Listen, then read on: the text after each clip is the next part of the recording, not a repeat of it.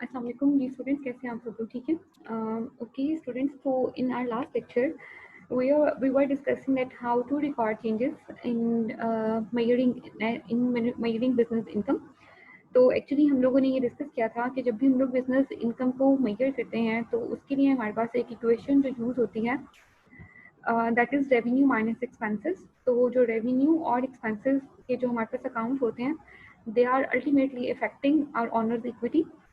Like जो हमारे पास जितने भी रेवेन्यू होंगे उसकी वजह से जो हमारी ऑनर इक्विटी है वो इंक्रीज हो जाएगी, और क्योंकि अल्टीमेटली जो उसका रिजल्ट होता है वो नेट इनकम में आता है, तो जो नेट इनकम होगी वो आपकी ऑनर इक्विटी को इंक्रीज करेगी और जो नेट लॉस होगा वो आपकी ऑनर इक्विटी को डिक्रीज करेगा। नेट इनकम के लिए कंट्रीब्यूट करती है हमारी रेवेन्यूज और नेट लॉस के लिए कंट्रीब्यूट करते हैं हमारे एक्सपेंसेस। सो अल्टीमेटली इफेक्ट क्या होता है, हमारी ऑनर इक्विटी इफेक्ट होती है।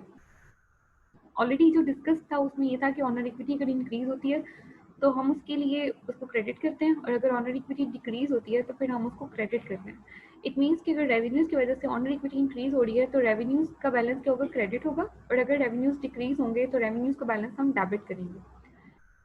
एंड ऑल्टरनेटिवली अगर हम अपनी एक्सपेंसेस को चेक करें तो एक्सपेंसेस की वजह से हमारी ऑनर इक्विटी डिक्रीज हो जाती है, तो ऑनर इक्विटी के डिक्रीज हो जाने की वजह से हमारे पास जो एक्सपेंसेस हैं वो डेबिट होंगे, और अगर एक्सपेंसेस किसी तरीके से डिक्रीज हो रहे हो, दैट इज़ मतलब not the possible way, but फिर भी अगर हम उसको करेंगे तो फिर वो हमारे पास क्रेडिट साइड पे रिकॉर्ड होंगे। ठीक है, इससे रेलिवेंट हमारी तीन जो थी वो प्रॉब्लम्स थी चैप्टर 3 से relevant, 3A1, 3A2 and 3A3, 3B1, 3B2 and 3B3।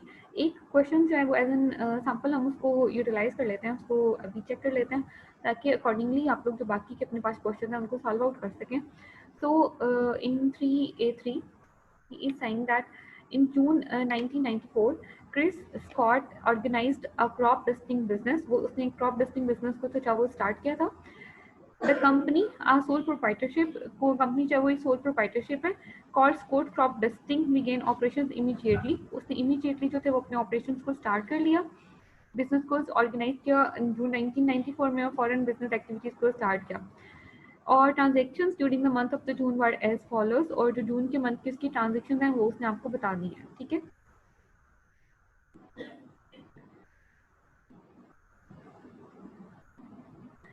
Okay next आपसे कह रहे हैं, अब आपको उसने ट्रांजेक्शन बताई हुई है जून 1 से जून 30 तक, जो भी फर्स्ट मंथ के अंदर उसकी ट्रांजेक्शन हुई हैं वो वाली sir.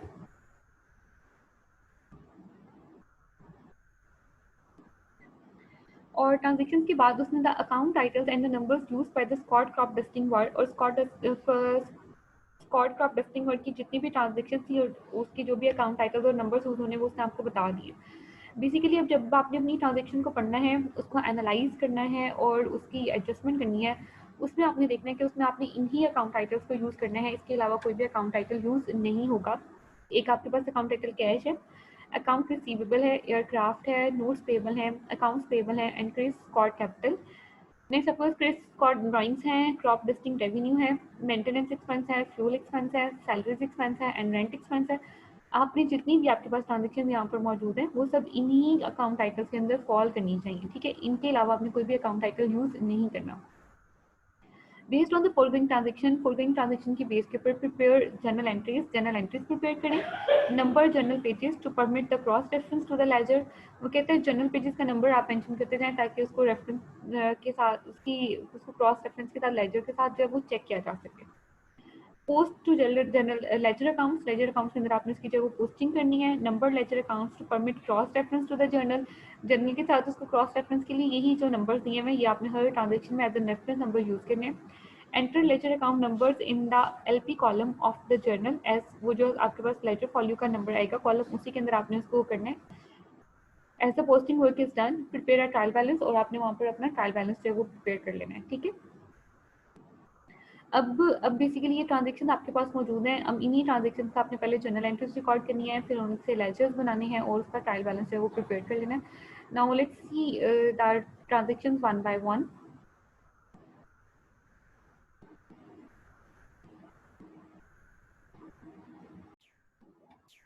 Okay, so here are we going for the solution side by side of problem 3A3. Okay, 3A3 के अंदर अगर अब आप चेक करेंगे तो जून 1 की जो ट्रांजेक्शन थी उसमें वो कह रहा था Scott deposited $60,000 cash in a bank account in the name of the business. Business के नेम के ऊपर उसने एक बैंक अकाउंट ओपन कराया है और उसके अंदर उसने $60,000 है वो कैश डिपॉजिट कर दिया है, ठीक है। सिंपल सी एंट्री होगी, कैश अकाउंट आपके पास मौजूद है, कैश अकाउंट हमारे पास पैसे आ रहे हैं तो डेबिट कर देंगे। ऑनर इक्विटी इंक्रीज हो गई तो ऑनर इक्विटी के अकाउंट को हम क्या करेंगे, क्रेडिट करेंगे, क्योंकि इक्विटी जो है वो इंक्रीज हो रही है।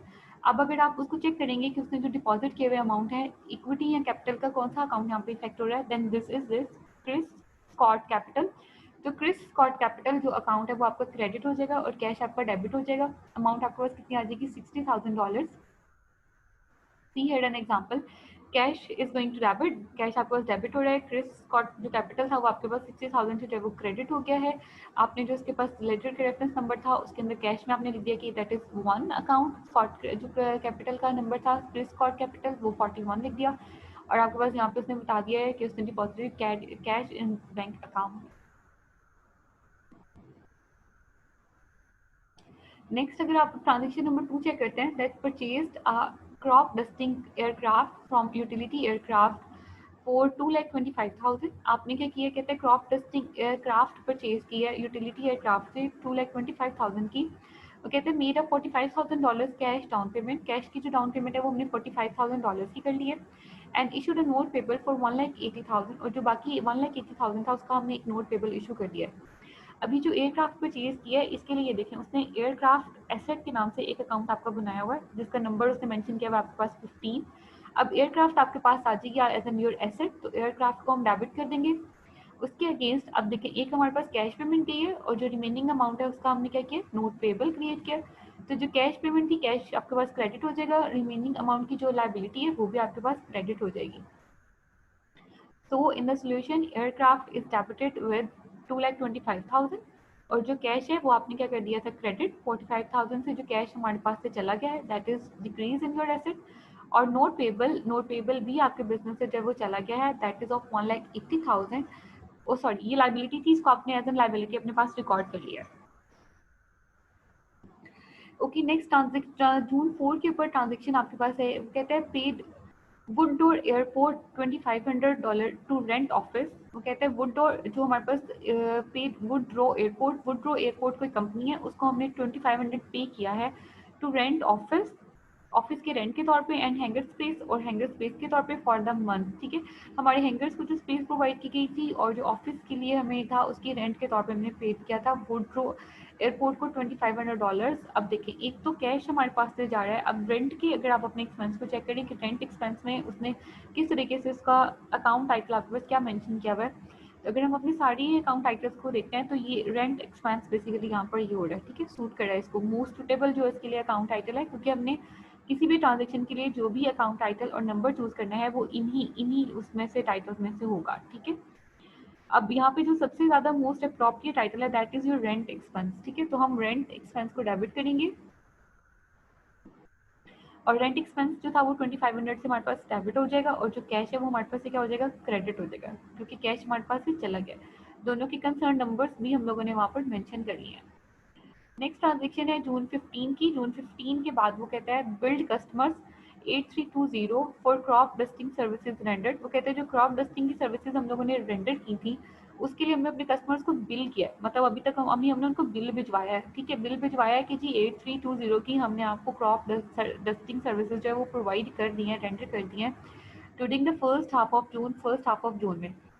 अब एक्चुअली जब हम सर्विसेज प्रोवाइड करते हैं तो कैश हमारे पास डेबिट हो जाना चाहिए, कैश हमारे पास आ जाएगा और जो बाकी होंगी वो हम उनको सर्विसेज, जो भी उसका सर्विसेज का नेम होगा वो हम उसे क्या कर देंगे, उनको हम क्रेडिट कर देंगे।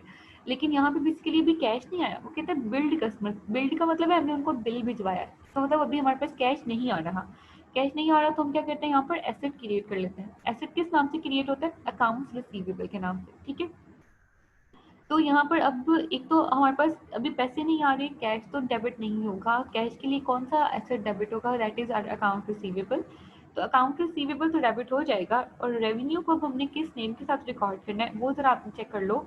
अगर हम यहाँ पे देखें, कैश वो भी नहीं है, अकाउंट रिसीवेबल भी नहीं है, एयरक्राफ्ट भी नहीं है, नोट्स पेबल भी नहीं सूट करा, अकाउंट्स पेबल भी सूट नहीं करा, क्रिस स्कॉट कैपिटल भी सूट नहीं करा, frisk or trying meaning suit करा crop dusting revenue. Yes, this is the main title. ठीक है. अब अल्टीमेटली तो यहाँ पे आपके पास एंट्री आनी चाहिए थी कैश अकाउंट डेबिट और क्रॉप डस्टिंग रेवेन्यू क्रेडिट हो जाता, लेकिन हमने बेसिकली अभी पैसे रिसीव नहीं किए, हमने जस्ट उनको बिल किए. तो बिल की जगह पे हम क्या करेंगे, हम अकाउंट रिसीवेबल को डेबिट कर लेंगे. जो हमारे पास कैश नहीं आ रहा तो बदले में अकाउंट रिसीवेबल करेंगे, क्योंकि अगर अभी इनसे पैसे नहीं ले रहे लेकिन हमने इनसे फ्यूचर में पैसे रिसीव करने हैं. क्रॉप डस्टिंग रेवेन्यू आपके पास 8320 के अमाउंट से क्या हो जाएंगी, क्रेडिट हो जाएंगी. ठीक है. नेक्स्ट जून 15 को एक और ट्रांजेक्शन होती है, वो कहता है paid $5880 salaries to employees for the services rendered during the first half of June. June की फर्स्ट हाफ की जो ये 15 डेज की जो सैलरीज थी वो हमने एम्प्लॉइज को पे की थी 5880. तो सिंपली अकाउंट टाइटल्स में देखेंगे सैलरीज एक्सपेंस आपके पास मौजूद है. सैलरीज एक्सपेंस को एक्सपेंस डेबिट हो जाएगा और पेड का मतलब है पे कर दी है. अगर पे ना की होती तो लायबिलिटी क्रिएट कर लेते, पे कर दी है तो इसका मतलब है कैश क्रेडिट होगा. ठीक है.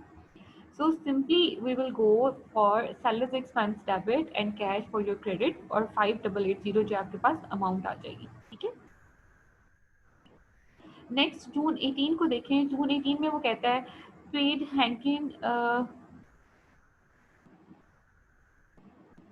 paid hanger $1890 for the maintenance and repair services. वो कंपनी है हैनिगन हैंगर्स, उनको हमने $1890 पे किए हैं for the maintenance and repairing services. उनसे हमने मेंटेनेंस और रिपेयरिंग सर्विसेज ली थी. तो आपके पास यहाँ पर मेंटेनेंस एक्सपेंस के नाम से एक एक्सपेंस मौजूद है और यही इसको जो है उसके लिए मोस्ट अप्रोप्रिएट है. मेंटेनेंस एक्सपेंस को हम डेबिट करके कैश को अपने पास क्या करेंगे, क्रेडिट कर लेंगे. That is very simple. Maintenance expense debit and cash is your credit. Amount आपके पास आ जाएगी 1890. नेक्स्ट आपसे जून 25 में कहता है collected 4910 of the amount bill to customers on June 15. वो कहता है जून 15 को हम लोगों ने कस्टमर्स को जो बिल भेजा हुआ था उसमें से हम लोगों ने 4910 जो है वो amount bill to customers on वो हमने कलेक्ट कर लिया. अब देखिए अल्टीमेटली जो हमने बिल भेजा हुआ था वो कितने का था, 8320. मतलब 8320 अमाउंट के हमने वहाँ पे अकाउंट रिसीवेबल क्रिएट किए हुए थे. अब हम लोगों ने इन लोगों से पैसे ले लिए. Half of the amount has been round about half of the amount has been collected.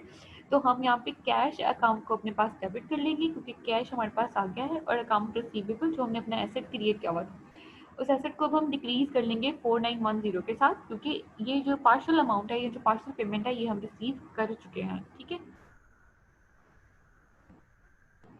Next आपसे कह रहे हैं build customers 16450 for crop dusting services rendered during the second half of the month. कहते हैं second half of the month की जो services थी उसके लिए हमने अपने बिल्ड अगेन बिल्ड है, रिसीव्ड नहीं कह रहा, रिसीव नहीं किए, बिल अभी दिया है उन लोगों को कि हमने आपको $16,450 का जो अमाउंट है वो हम आप लोगों को सेंड कर चुके हैं, उसकी सर्विसेज हम आपको रेंडर कर चुके हैं. तो अगेन जो आपके पास क्रेडिट होगा वो क्रॉप डस्टिंग रेवेन्यू ही होगा. ठीक है. और उसके बदले में अभी हमें कैश नहीं मिला, हमने उनको जस्ट बिल किया, तो अकाउंट रिसीवेबल भी हमारे पास यहाँ पे डेबिट हो जाएंगे. तो अकाउंट रिसीवेबल को डेबिट करेंगे और जो क्रॉप डस्टिंग रेवेन्यू है आपके पास क्या हो जाएगी, वो आपके पास क्रेडिट हो जाएगी. ठीक है. नेक्स्ट आपसे कह रहे हैं paid $6000 salaries to employees for the services rendered during the second half of the June. June के सेकंड हाफ के अंदर सर्विसेज रेंडर करने पर अपने एम्प्लॉयज को जो अमाउंट हमने पे की है दैट इज $6000. तो $6000 जो हम लोगों ने अमाउंट पे की है वो आपके पास सैलरीज एक्सपेंस डेबिट हो जाएगा और जो कैश है वो आपके पास क्या हो जाएगा, क्रेडिट हो जाएगा और विद द अमाउंट ऑफ $6000. ठीक है. नेक्स्ट अब आपसे कह रहे हैं received a fuel bill from the Henrys Feed and fuel. Henrys Feed and fuel कोई कंपनी है, उससे हम लोगों ने फ्यूल का बिल जो है वो रिसीव किया है for $2510 of aircraft fuel purchased during June. वो कहते हैं एयरक्राफ्ट के लिए जो हम लोगों ने फ्यूल परचेज किया था during the month of June उसका बिल हमें हेनरीज फीड एंड फ्यूल से रिसीव हुआ है. कितनी अमाउंट का, 2510. This amount is due by July 10. ये अमाउंट हमने जुलाई 10 तक पे करनी है. ये अमाउंट कब ड्यू होगी, जुलाई 10 को. जुलाई 10 को ड्यू होगी तो जुलाई 10 को ही पे करेंगे. सर्विसेज किस मंथ की हैं, सर्विसेज जून की हैं. देखो 30 जून को हमें बिल मिला है ड्यूरिंग जून जो हम लोगों ने फ्यूल परचेज किया था उसका. अब अगर तो हम इसको फौरी तौर पे पे कर देते. अब सबसे पहले अगर हम अपने अकाउंट टाइटल देखें तो ये जो फ्यूल एक्सपेंस है ये इसके लिए सबसे अप्रोप्रिएट टाइटल है. ठीक है. तो या तो हम फ्यूल एक्सपेंस को डेबिट करके कैश को अपने पास है क्रेडिट कर दें. ठीक है. लेकिन अब हम क्या करें, कैश को क्रेडिट नहीं कर रहे क्योंकि कैश अभी पे नहीं हो रहा. वो कहते हैं this amount is due by July 10, ये जुलाई 10 को ड्यू होगी, और जुलाई 10 को ड्यू होने का मतलब है कि ये हमारी लाइबिलिटी बन जाएगी, क्योंकि अगर तो ये पे हो जाती है तो बात खत्म हो जाती, पे नहीं हो रही तो लाइबिलिटी क्रिएट करेंगे।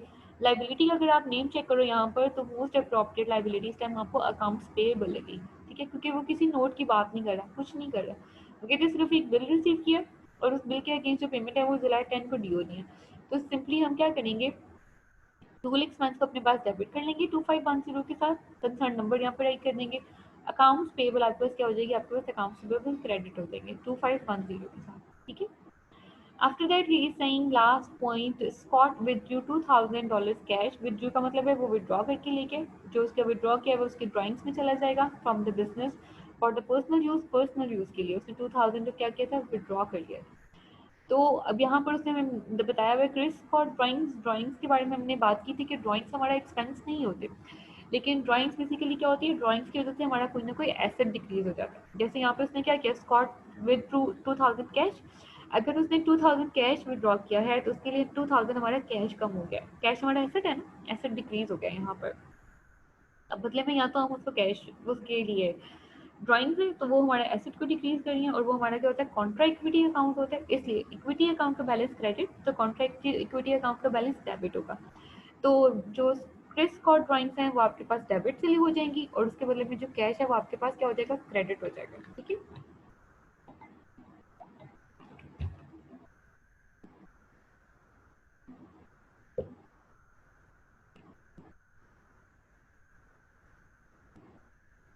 क्रिस कॉर्ड ड्राइंग्स आपके पास डेबिट, और कैश आपके पास क्या हो गया, क्रेडिट। अब तक की डिस्कशन के मुताबिक आपकी जर्नल एंट्रीज हैं वो कंप्लीट हो चुकी हैं। अब आपने अपनी इन्हीं जर्नल एंट्रीज को लेजर में पोस्ट करना है। अगर आपकी सारी जर्नल एंट्रीज ठीक होंगी फिर आप उनको लेजर्स में राइट वे में पोस्ट कर सकते हैं। और जब लेजर्स बनाने के बाद हम ट्रायल बैलेंस बनाते हैं, अगर आप उसको ट्रायल बैलेंस के अंदर अगर आपकी सारी जर्नल एंट्रीज ठीक है और आपने उसको राइट वे में लेजर में पोस्ट किया है, तो आपके ट्रायल बैलेंस की दोनों साइड डेबिट कॉलम और क्रेडिट कॉलम का बैलेंस इक्वल आना चाहिए। और अगर ये बैलेंस इक्वल आ जाता है, so during the question you will get the point that your question is right, ठीक है। अब यहाँ तक आप अपनी जो जर्नल एंट्रीज थी वो कंप्लीट कर चुके थे, and next you have to post these entries to the ledger accounts. आपने उनको लेजर अकाउंट में पोस्ट करना था। तो नंबर 1 पे जो आपने प्रिपेयर किया that is your cash account.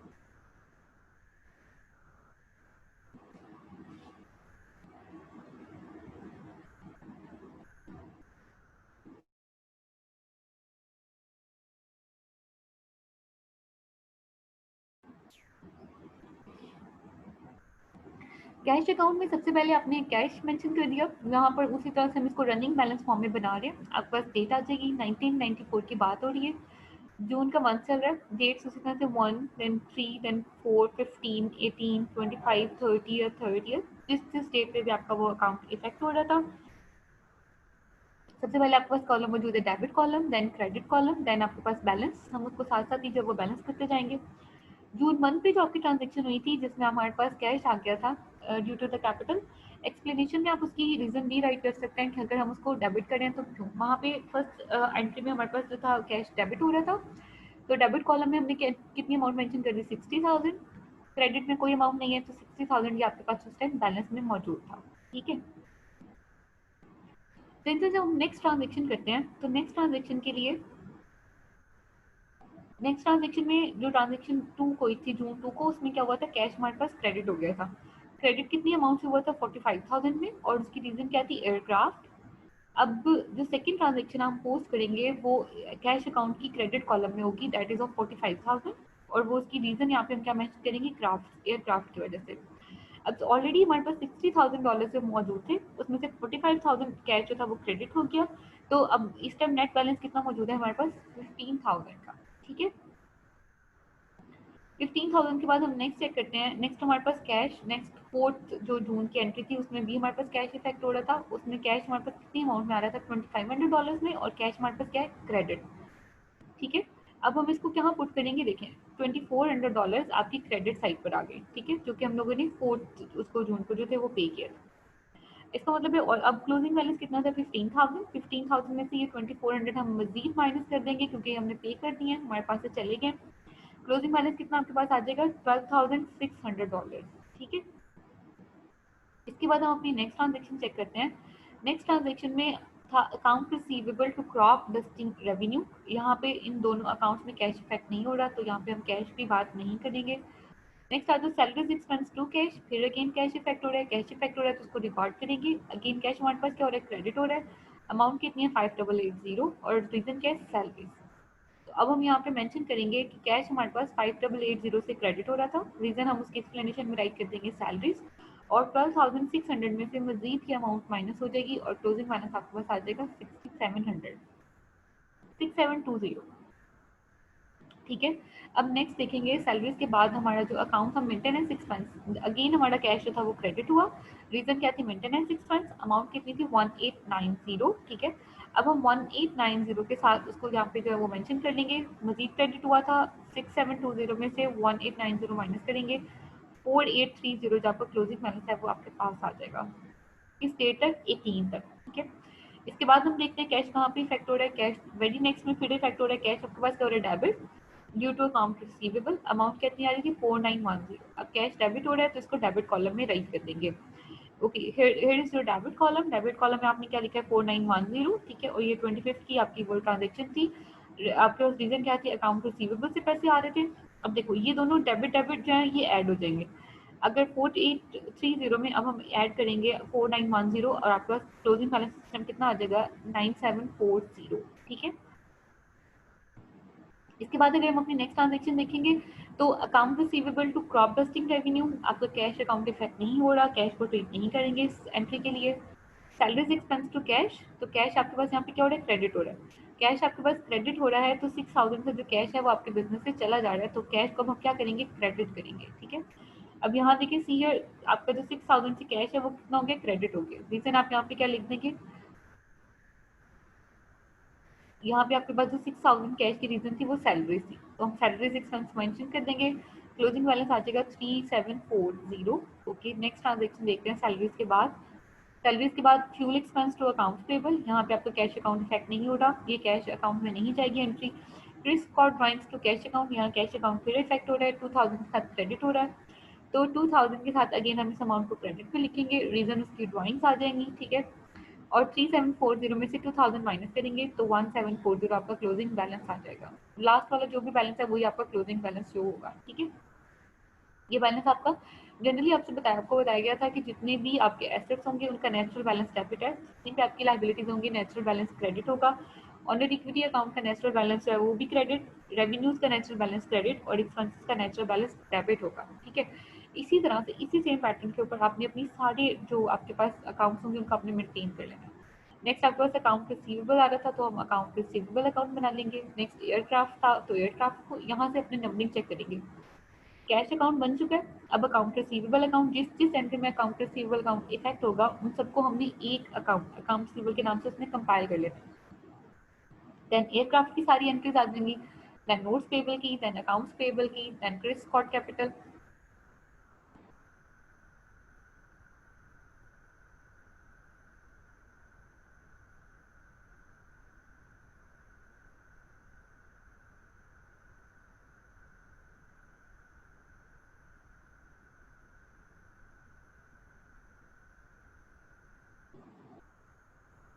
Chris Scott capital के बाद क्रिस स्कॉट ड्राइंग आ जाएंगी, crop dusting revenue, then maintenance expense, then fuel expense, then salaries, then rent. आप लोग बेसिकली ऑब्जर्व करोगे जो सबसे ज्यादा डिटेल्ड आपका अकाउंट होता है वो नॉर्मली कैश अकाउंट ही होता है क्वेश्चन में। अकाउंट रिसीवेबल से रिलेटेड 3 ट्रांजेक्शन इफेक्ट हुई थी। ठीक है। पहले हमने उनको बिल चार्ज किया था, यहाँ पे ये अमाउंट हमने उनसे रिसीव कर ली थी तो डिक्रीज हो गया था। अगेन ही हमने अमाउंट चार्ज कर दी थी तो क्लोजिंग बैलेंस आपका सी आ जाएगा।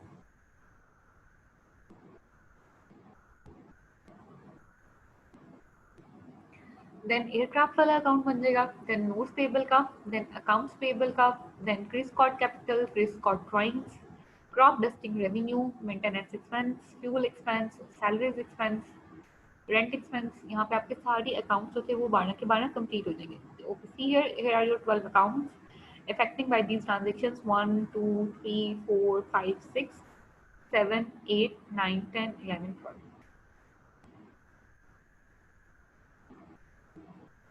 सारे यहाँ पे आपके पास कंप्लीट हो गए। रिक्वायरमेंट नंबर 3 थी प्रिपेयर आर ट्रायल बैलेंस। तो सबसे पहले आपकी कंपनी का नेम आ जाएगा, स्कॉट क्रॉप टेस्टिंग, ये आप सब ई कैपिटल में राइट करेंगे इसको। देन ट्रायल बैलेंस एज जून 30 1994, यहाँ पर आपके सारे अकाउंट्स की डिटेल्स आ जाएंगी। यहाँ पे आपका डेबिट बैलेंस, यहाँ पे आपका क्रेडिट बैलेंस। तो जब आप इसको कंप्लीट करोगे तो जो आपके डेबिट बैलेंस का कॉलम है वो क्रेडिट बैलेंस के कॉलम में ये इक्वल आना चाहिए। अगर ये दोनों आंसर्स आपके इक्वल आ जाते हैं देन इट इज अंडरस्टूड कि आपका क्वेश्चन बिल्कुल ठीक है। ठीक है, आपने इस क्वेश्चन को लेना है। जनरल एंट्रीज आप लोगों ने खुद से दोबारा से पास आउट करनी है, सारे लेजर अकाउंट्स बनाने हैं। उसके बाद उन सारे लेजर अकाउंट्स को मिला के आपने ट्रायल बैलेंस बनाना है। अगर इसके अंदर आपको कोई भी कंफ्यूजन होती है तो उसको हम इंशाल्लाह अपनी कमिंग क्लास में डिस्कस करेंगे। आई होप कि अगर कोई कंफ्यूजन नहीं होगी तो फिर हम अपना एडजस्टिंग एंट्री का portion, that is the second portion of this chapter, वो हम इंशाल्लाह स्टार्ट कर लेंगे कमिंग क्लास में से। तो wish you very good luck and best wishes class. Take care and अल्लाह हाफिज़।